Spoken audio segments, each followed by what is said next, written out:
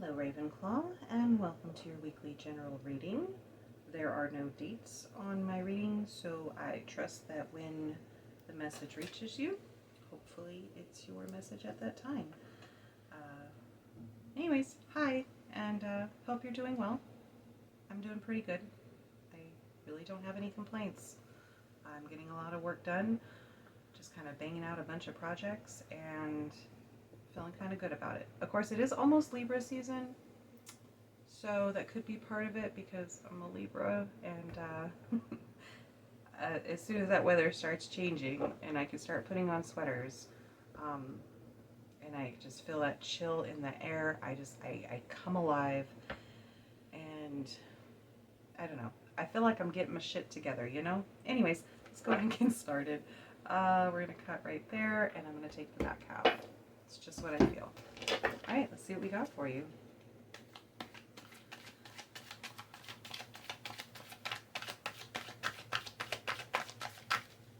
See if anybody wants to come out and talk. Plus it's almost a full moon, so oh god, it just feels good. It just feels really good. Like I really don't have any complaints. I'm making videos. I'm just doing stuff, you know, and it just feels so damn good. I don't know. I hate when my moods get really dark and I'm not able to accomplish anything. I mean, who does like that, right? But it just seems like I went through it for so many years that now I'm starting to really feel like I'm going uphill now, as opposed to just sitting in the valley or, you know, being just going downhill, which was for a while, but I feel like I'm out of it. Plus, I'm starting to take myself and my projects and my time, I'm starting to take it more seriously. You know, one of the things I was really like, hey, you know, when I quit my job, gosh, what, 2011, to be a stay-at-home mom and be a, you know, a homesteader and all that stuff. When I did all that, it was kind of hard. Well, it became hard to like be really committed to the stuff that I wanted to do. You know, I did the farming, I did the homeschooling, I did all the domestic stuff that you're supposed to do as a stay-at-home mom. But as far as like pursuing my career of writing and doing artwork and all that kind of stuff, you know, like I almost felt like I wasn't, maybe not worthy, but I just felt like, God, you know, is it really that important in the grand scheme of things? I don't know if any of that makes sense, but I did get to the point where not only did I cut a lot of bullshit out, but I did start making the things I want to do a priority. So, anyways, that's my story. Okay. 2 more cards if they want to come out, because otherwise I'm just going to keep talking about myself, and who wants that? It's not like this is a vlog. Come on, a couple more.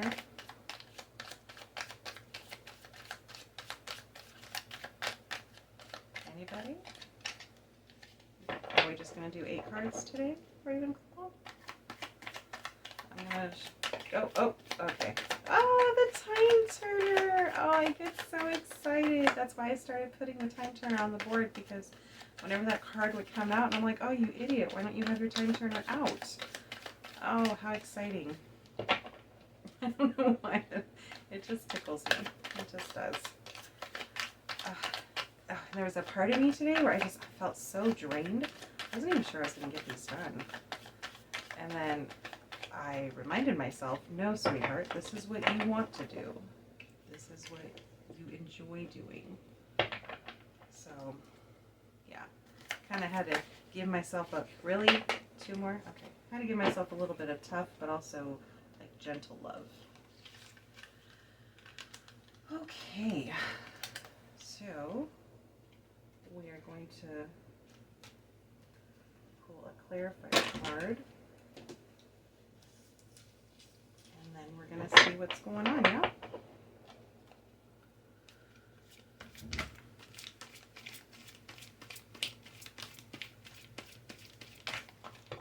Okay, I'm not going to take 16 cards. That's just not happening. These cards are just slightly too long for me to shuffle them sideways, which is how I prefer to do them. So instead I have to do it like this. And because they've got like this, kind of like this plastic rubbery coating, it just kind of makes it a little bit difficult for me. I prefer to shuffle them, like that, but that's just my preference.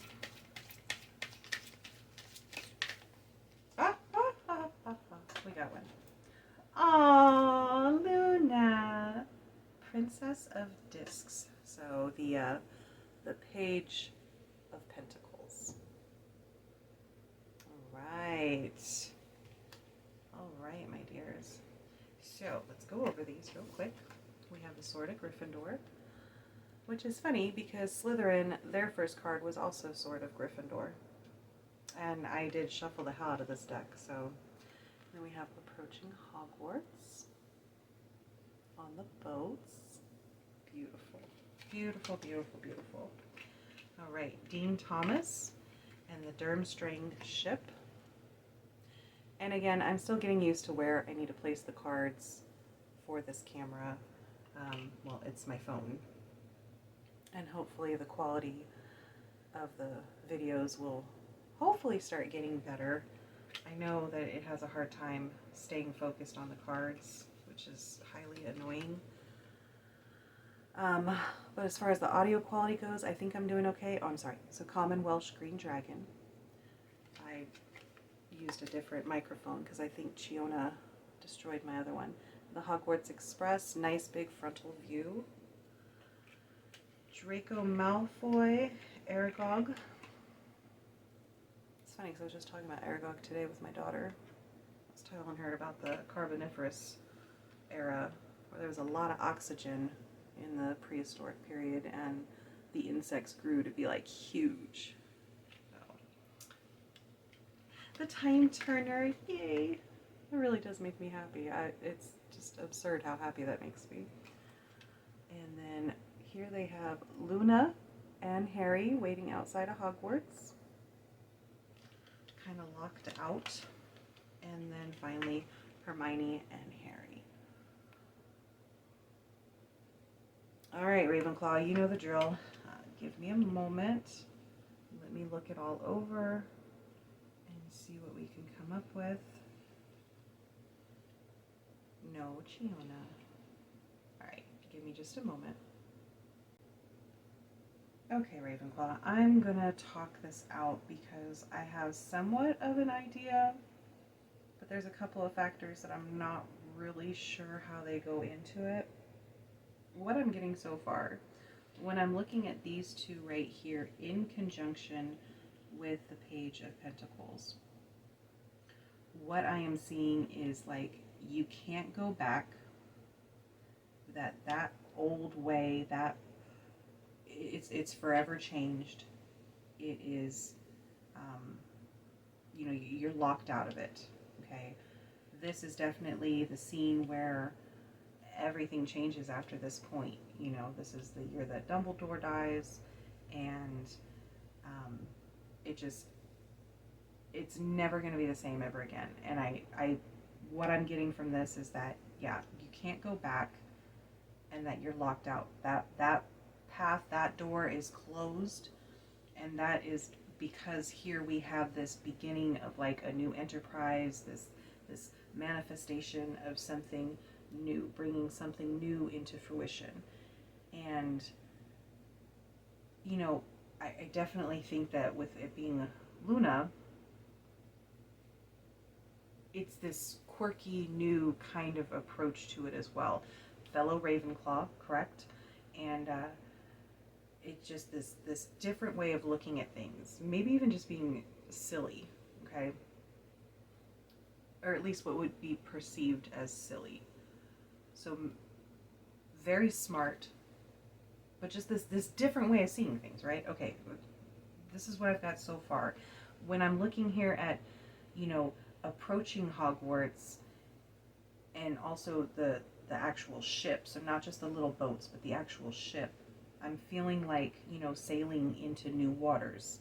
Again, that's tying in with here, that's what I'm seeing. You also have the Hogwarts Express, very full in your face. Definitely all goes into that, you know, full steam ahead, go into something new. Here's where I'm wondering what fits into, or how the other ones fit in, right? Okay, with the Sword of Gryffindor, um, you know, impermeable, right? Definitely hard to break. Very, you know, it was forged by goblins. It is, um, you know, it's basically indestructible, which I feel is a good quality to start off on a new journey. So I don't know if this is like you're already in the journey or you're getting ready to start one.